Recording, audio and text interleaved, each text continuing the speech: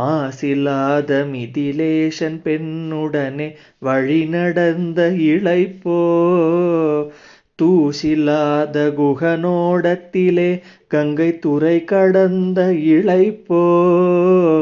மீசுரமாம் சித்திரகூட சிகரத்தின் மிசை கடந்த இளைப்போ,